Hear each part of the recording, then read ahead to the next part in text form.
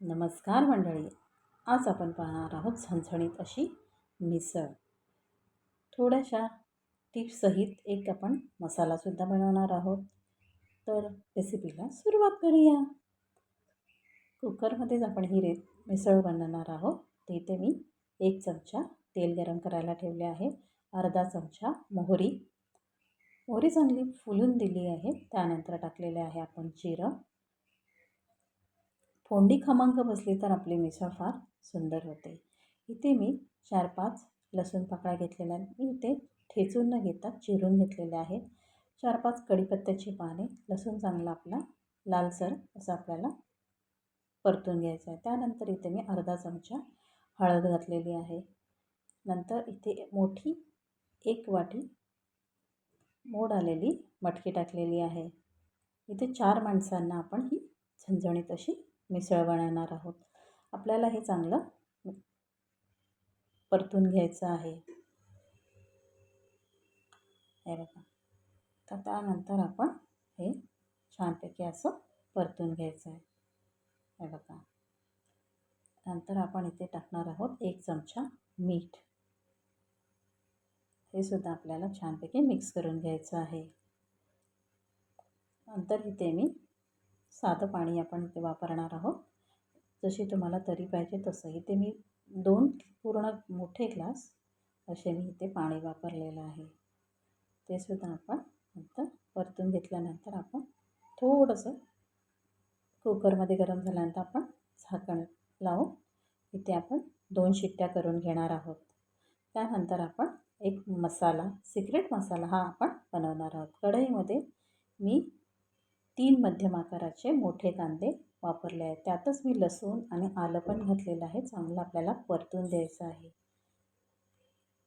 त्यानंतर कांदा आणि लसूण आणि आलं परतून झाल्यानंतर आपण त्यामध्ये मोठ्या आकाराचा एक टोमॅटो वापरला आहे. हे सुद्धा आपल्याला छानपैकी परतून घ्यायचं आहे. हे बघा. छानपैकी परतून झालं तर ते मी काढून घेतलं आहे. त्यानंतर टाकलेलं आहे मी खोबरंसुद्धा आपण छानपैकी असं भाजून घ्यायचं आहे. थोडं भाजून घेतल्यानंतर आपण ते काढून घेणार आणि आपण हा मसाला वाटून घ्या. सुरुवातीस आपण खोबरंच वाटून घ्यायचं आहे. खोबरं सुकं आहे. सुकं खोबरं वापरलं आहे त्यामुळे हे सुरुवातीस आपण वाटून घ्यायचं आहे. नंतर हा मसाला त्यानंतर आपण टाकणार आहोत. हे सुरुवातीस खोबरं वाटून घेतल्यानंतर आपण कांदा टोमॅटो जे भाजून घेतले आहे ते घेणार आहोत. हे बघा. आपल्या कुकरच्या 2 शिट्ट्या झालेल्या आहेत. आपण मटकी तर बघूया कशी शिजली आहे ते चेक करून. हे बघा. मटकी पण चांगली व्यवस्थित शिजलेली आहे. चला तर फोडणीला आपण सुरुवात करूया. मी कुकरमध्येच ही मिसळ बनवणार आहे. तर इथे मी मोठे 4 चमचे आपल्याला तरी पाहिजे त्यासाठी मी इथे 4 चमचे तेल वापरले आहे. त्यानंतर तेल चांगलं गरम झाल्यानंतर इथे मी 2 चमचे मिरची पावडर टाकलेली आहे. ही काश्मीरी पावडर आहे. हिच्याने काय होतं की तरी छान येते. त्यानंतर आपण जो सिक्रेट मसाला मिसळीचा बनवला आहे तो आपण टाकणार आहोत. इथे मी 2 चमचे मिसळ जो आपण वाटण बनवलेलं आहे ते टाकले आहे. चांगलं परतून द्यायचं आहे.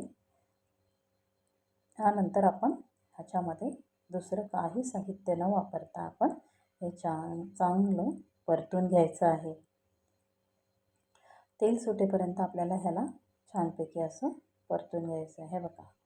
चांगल्या प्रकारे आता हे तेल सुटलं आहे. तुम्ही पाहू शकता एकदम सुंदर असं तेल सुटलं आहे. त्यानंतर आपण जी आपण मटकी शिजवून घेतलेली आहे ती घालणार आहोत.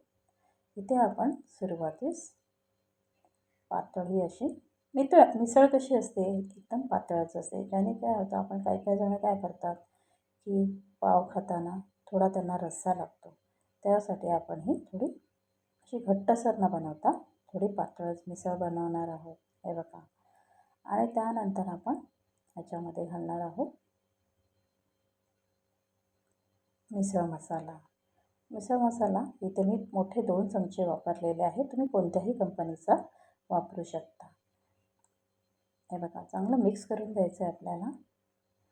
सुरुवातीस आपल्याला ही मिसळ थोडी पाणी जास्त असं पातळ वाटते पण ते नंतर एकदम छान होईल. हे बघा कलर पण सुंदर आलेला आहे.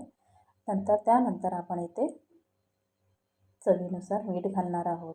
सुरुवातीस आपण मटकी उकडताना मीठ घातलेलं आहे, त्यामुळे बेतानेच मीठ घालायचं आहे. बघा मंद आचेवरतीच आपण त्याला उकळी फुटून द्यायचं आहे. आपल्याला लवकर शिजण्यासाठी आपण इथे अर्धवट कुकरचं झाकण घातलेलं आहे. बघा मटकीची उसळ आता आपली प्रकारे तयार होते झाली. हे बघा सुरुवातीस आपण अशी पातळच दिसणार आहे. हे बघा आता तिला छानपैकी अशी मंद आचेवर जेवढी उकळी फुटेल तेवढी ही आपली मिसळ छान बनणार आहे. हे बघा आता आपली ही मिसळ तयार झालेली आहे. इथे मी कोथिंबीर टाकलेली आहे. परत एकदा छानपैकी अशी उकळी काढून घेऊया. हा बघा हे बघा थंड झाल्यावरती एकदम थंड नाही, कोमट अशी आहे. हे बघा अशी सुंदर अशी तरी आलेली आहे. चला तर आपण सर्व करूया. हे बघा सुरुवातीस आपण इथे मटकी टाकलेली आहे, मटकीची उसळ घातलेली आहे. नंतर त्यावर आपण घातलं फरसाण, कांदा, तोंडी लावण्यासाठी कांदा, लिंबू, कोथिंबीर इथे घातलेली आहे मिसळवरती. त्यानंतर इथे लिंबू आहे आणि इथे पाव आहे. चला तर रेसिपी कशी वाटली कमेंटमध्ये जरूर सांगा. Bye bye.